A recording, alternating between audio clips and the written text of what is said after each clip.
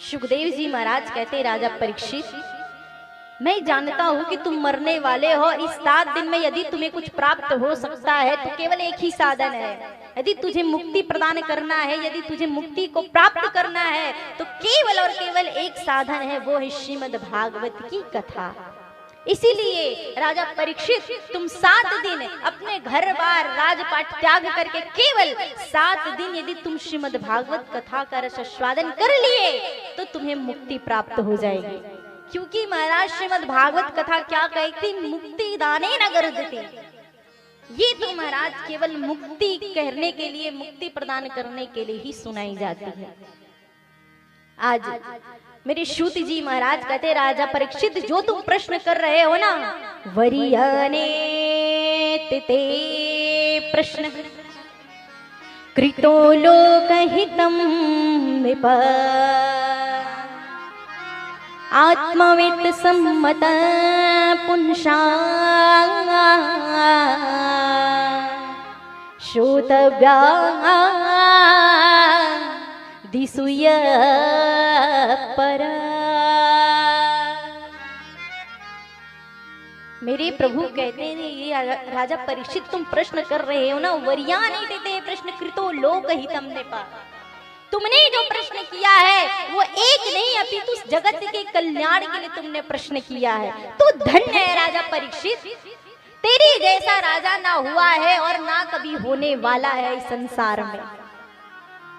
अब तो राजा परीक्षित को महाराज बड़े अनेक प्रकार से मेरे सुखदेव जी महाराज ज्ञान देने लगे, उपदेश करने लगे। पर मेरे प्रभु कहते, राजा परीक्षित, परमात्मा में मन कैसे लगे? क्योंकि ये जीव, ये मन कितना भी चाहे केवल संसार की वासनाओं में, मोह माया में पड़ा रहता है, तो ये मन उस परमात्मा में कैसे लगे? प्रभु, उस परमात्मा में लगाने के लिए इस मन को कोई उपाय तो बताइए। जब तक मेरा मन उस परमात्मा में नहीं लगेगा, मैं कथा कैसे सुन सकूंगा चित्त लगा करके? तो सूत जी महाराज कहते हैं, निद्रा है यते नक्तम ववायेन च वावय दिवाचार्थ भयारजन् कुटुंब भरणेन वा। सूत जी कहते, राजा परीक्षित, निद्रा हर्यते नक्तम ववायेन च वावया। ये जीव बच्चों के पालन पोषण करने में, विवाह के संबंध में महाराज लगा रहता है। अब आप मुझे बताइए, मैं उस परमात्मा में अपना चित्त कैसे लगाऊं? मेरा मन उस परमात्मा में कैसे लगे? अब आप मुझे बताइए। तो राजा परीक्षित प्रश्न करते हैं सुखदेव जी महाराज से, प्रभु अब आप ही मुझे ज्ञान दीजिए, उपदेश करिए। सुखदेव जी महाराज कहते, राजा परीक्षित, तुम चित्त लगाने की बात करते हो, मन लगाने की बात करते हो। चित्त को यदि उस परमात्मा में लगाना है तो 2 साधन है। ये माया एक ही है, लेकिन इसी माया को महाराज परमात्मा में लगा दो ना, तो वही मुक्ति का साधन बन जाता है। यदि उसी माया को संसार के जीव में, संसार की वासनाओं में लगा देते तो वही कारण हमारे भोग का कारण बन जाती महाराज। वही माया हमारे भोग का कारण बन जाती है। जिस प्रकार ताला एक ही होता है महाराज, चाबी भी एक ही होती है। उसमें यदि चाबी को एक तरफ घुमा दो तो ताला बंद हो जाती है, लेकिन दूसरी तरफ घुमा दो तो वही खुल भी जाती महाराज। कहने का भाव क्या है? चाबी एक ही है, ताला एक ही है महाराज, लेकिन काम 2 कर रहा है। ठीक उसी प्रकार ये माया महाराज एक ही है। इस माया को यदि गोविंद में लगा ले महाराज तो मुक्ति का साधन बन जाता है, और इसी माया को यदि हम संसार में लगा देते हैं तो यही भोग का कारण बन जाती है महाराज। इसलिए राजा परीक्षित, तुम चित्त लगा करके इस कथा को श्रवण करो।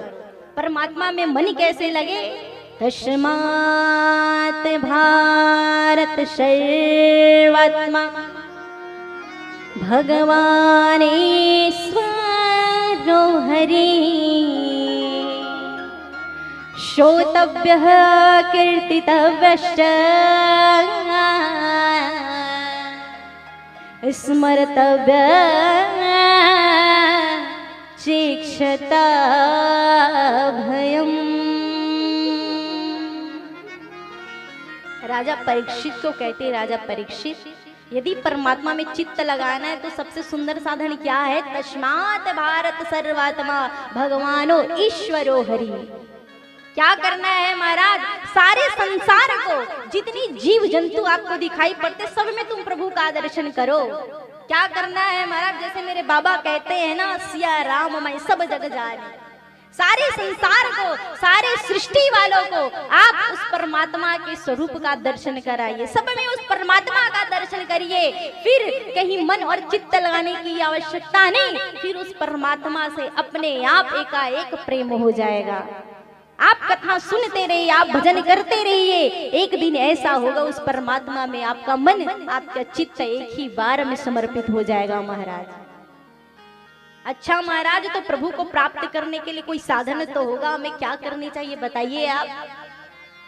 तो कहते हैं, जितासनो जित श्वासो जित संगो जितेन्द्रिय स्थूले भगवतो रूपे मनः संधारयेर्धिया।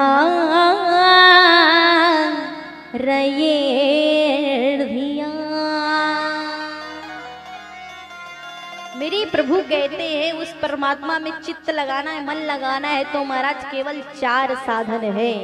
पहला क्या है महाराज? जितासनो जित श्वासो जित संगो जित इंद्रिया। पहले क्या महाराज? अब सबसे पहले तो अपने श्वास को नियंत्रण करो महाराज। यदि श्वास नियंत्रण हो जाएंगे महाराज, तो फिर अपने आप प्रभु में चित्त, प्रभु में मन लग जाएगा। दूसरी बात क्या है महाराज? जित श्वासो जित संगो जित इंद्रिया। दूसरी बात क्या है महाराज? अपने आसन को जीतो। कैसे महाराज? आसन को कैसे जीता जाए? नेक महाराज कहीं कथा सुनने बैठे, भजन करने बैठे, थोड़ी देर में नहीं कहीं पैर पसारने लगे, कहीं हाथ फैलाने लगे, कहीं पैर पसारने लगे महाराज, तो ये आसन थोड़ी हुआ। सर्वप्रथम महाराज अपने आसन को नियंत्रण करो, आसन को जीतो, फिर क्या होगा महाराज? तीसरी बात क्या है? तो तीसरी बात है महाराज, हमारी संगति सुधर जाए। संगति किसके साथ है महाराज?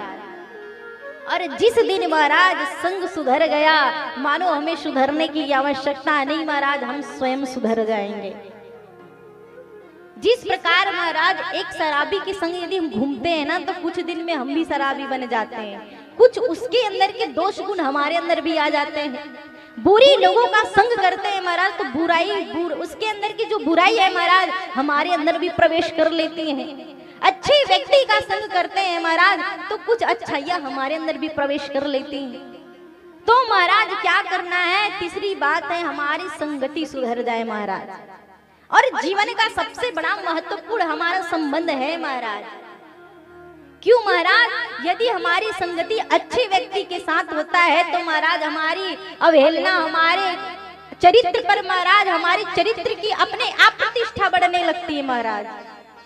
जैसे महाराज हम यदि मुख्यमंत्री से हमारा कोई संबंध बन जाए ना, तो संसार के लोग देखेंगे भैया इसका तो मुख्यमंत्री से संबंध है, इसकी तो बड़ी जय जयकार हो रही महाराज।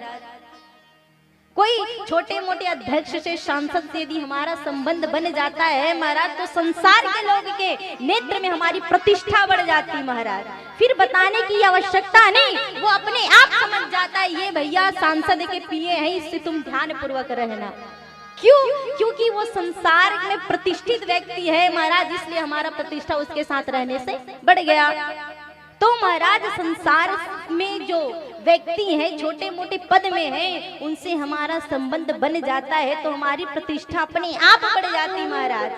तो विचार करो, यदि उस जगतपति, उस परम पति से हमारा संबंध बन जाएगा महाराज, तो हमारी प्रतिष्ठा तो अपने आप बढ़ती जाएगी महाराज।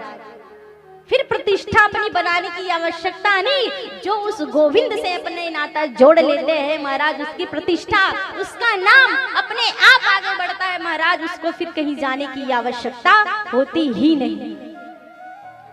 इसलिए महाराज, यदि प्रभु की प्राप्ति चाहिए, यदि प्रभु को प्राप्त करना चाहते हैं तो जीवन में इन 4 चीजों को उतार लो। क्या?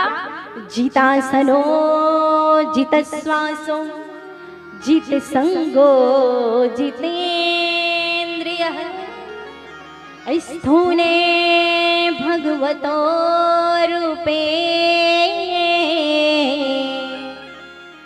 मनः संधारयेण्या।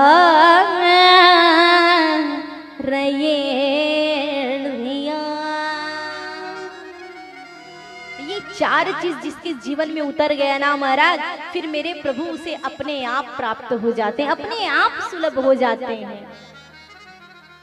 काम करते चलो, नाम जपते चलो, हर समय कृष्ण का ध्यान धरते चलो, मुरली वाले को मन से रिझाते चलो, कृष्ण गोविंद गोपाल गाते